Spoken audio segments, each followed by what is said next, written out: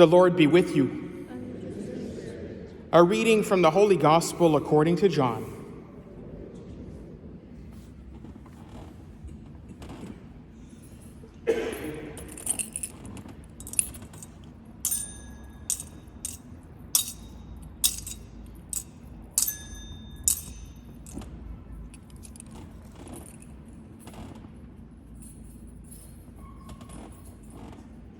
Jesus said to Nicodemus, God so loved the world that he gave his only begotten Son, so that everyone who believes in him may not perish, but may have eternal life. Indeed, God did not send the Son into the world to condemn the world, but in order that the world might be saved through him. The one who believes in him is not condemned, but the one who does not believe is condemned already, for not having believed in the name of the only begotten Son of God. The Gospel of the Lord. Praise to you, Lord Jesus Christ.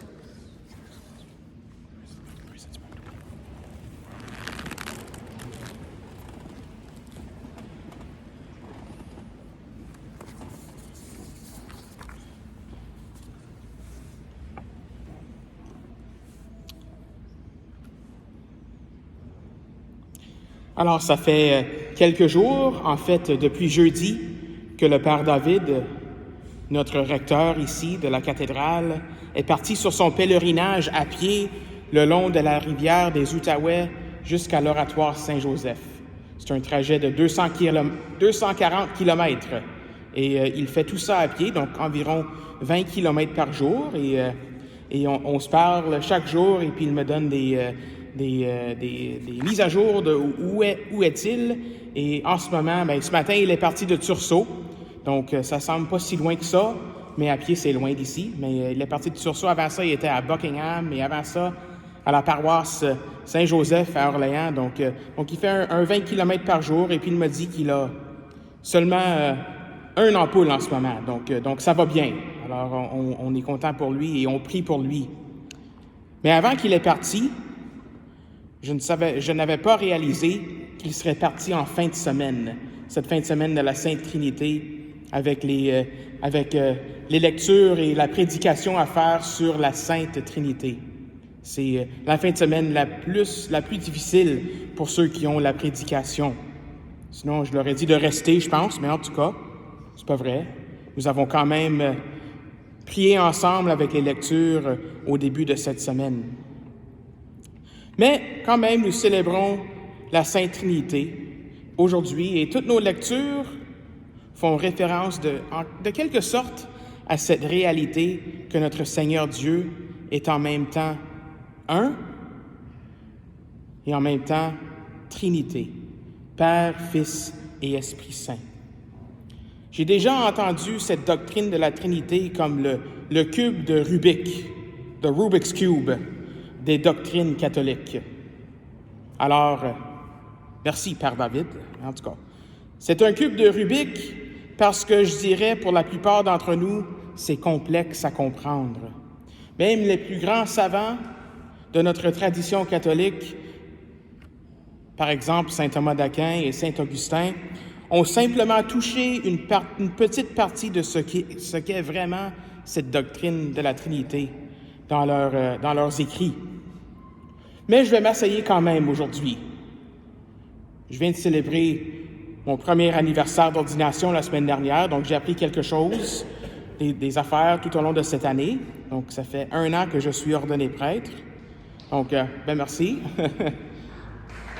Merci, OK. Mais avant ça, j'étais au séminaire, donc pour 6 ans, j'ai fait des études théologiques, des études philosophiques, et donc j'en ai venu à une conclusion sur la Trinité. La Trinité, c'est la suivante. 4 relations, 3 personnes, 2 natures, 1 Dieu et 0 compréhension.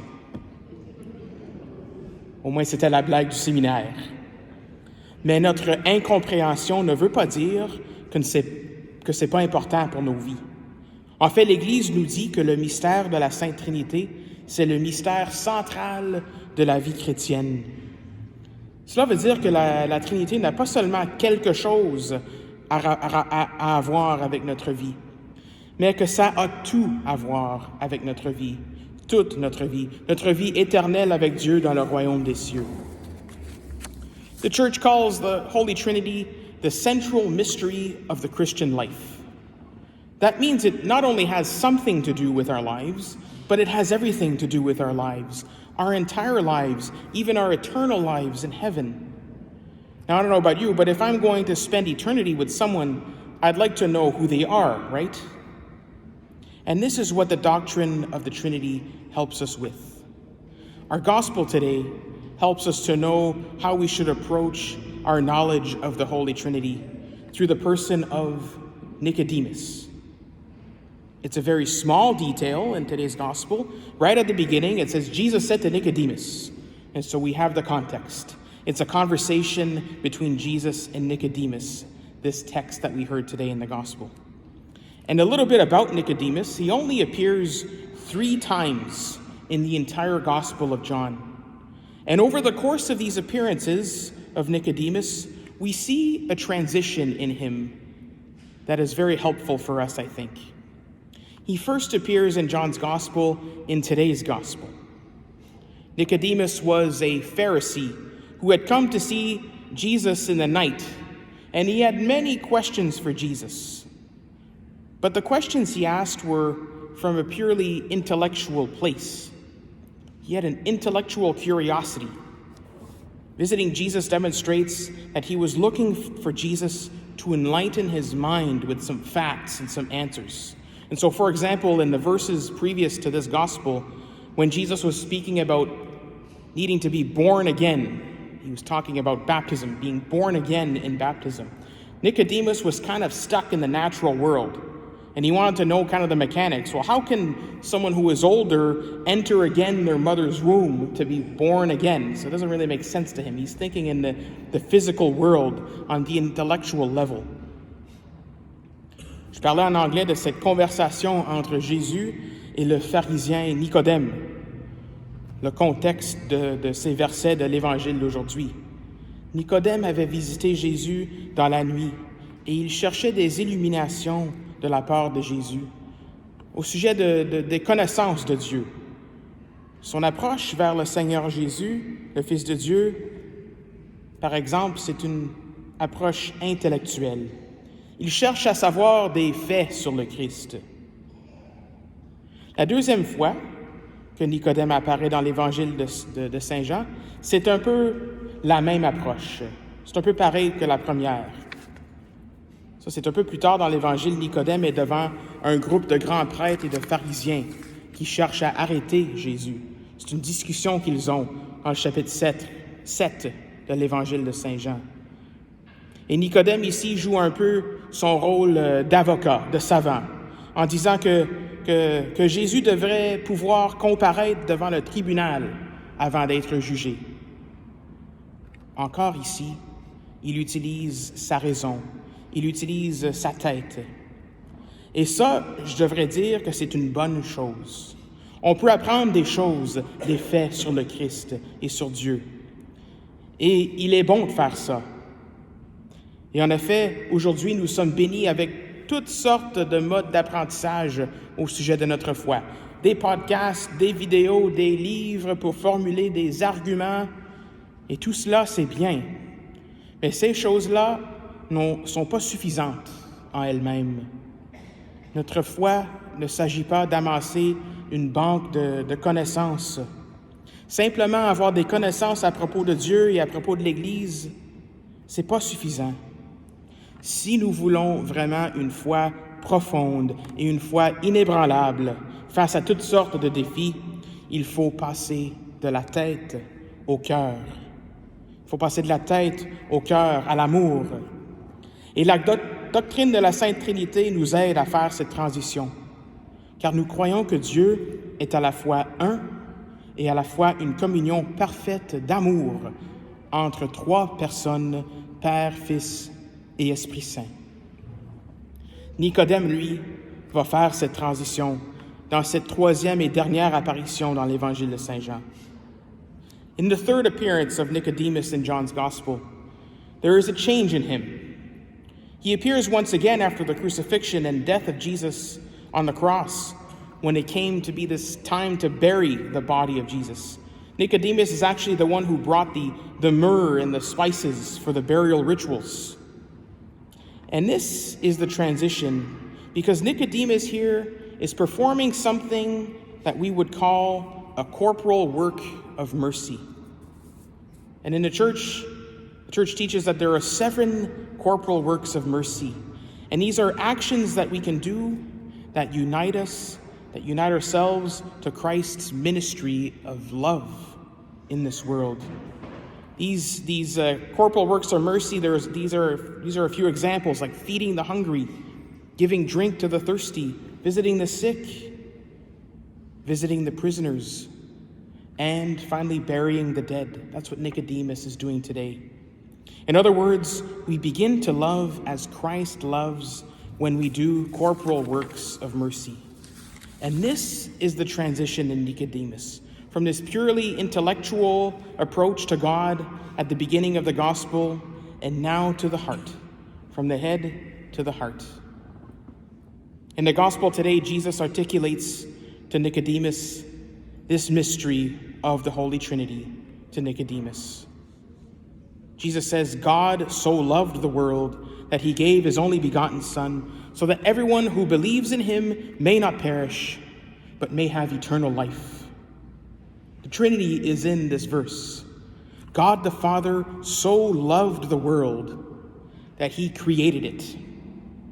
He brings it into being out of love. God loved us first. He initiates his relationship with us, and that's all out of love that flows from the Holy Trinity. God so loved the world that he gave us his only begotten Son.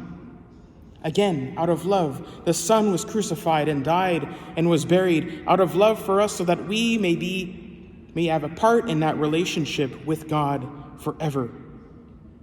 And finally, the Holy Spirit, the third person of the Trinity.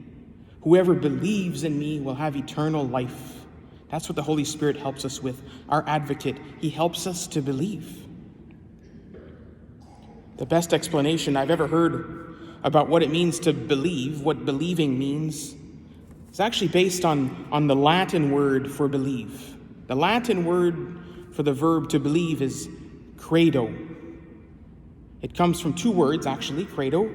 The first is cor, C-O-R, and that means heart. And the second part is do, like credo, do, meaning I put. To believe means to put in my heart, to take to heart. That means a deep conviction that goes straight to the heart. Starts from the head, but it goes into the heart. That's what it means to believe. It's on the level of our feeling, of our emotion, and of how we live our lives. That's what changes our lives. In other words, to believe in the Holy Trinity means to change our lives, to live by and in God's love. In the month of June, the month of the Sacred Heart, this loving heart of Jesus, is a great time for that. Le mois de juin s'appelle le mois du Sacré-Cœur de Jésus dans l'Église. Et sur la statue de l'autel du Sacré-Cœur, la statue de Jésus, Jésus pointe à son cœur. Il ne pointe pas à sa tête, mais à son cœur. Alors c'est une invitation pour nous d'aller plus profondément et de ne pas se contenter de seulement connaître des choses et des faits sur Dieu, mais que nous le connaissions en partageant l'amour qui a ses origines dans la Sainte Trinité. C'est ça l'invitation pour nous tout au long de ce mois de juin. Au cœur, de la tête au cœur. Ainsi donc, devant ce vaste mystère de la Sainte Trinité, disons du fond de notre cœur ce que nous avons chanté lors de l'acclamation de l'Évangile, disons du fond de notre cœur, gloire au Père et au Fils et au Saint-Esprit, au Dieu qui est, qui était et qui vient, pour les siècles des siècles. Amen.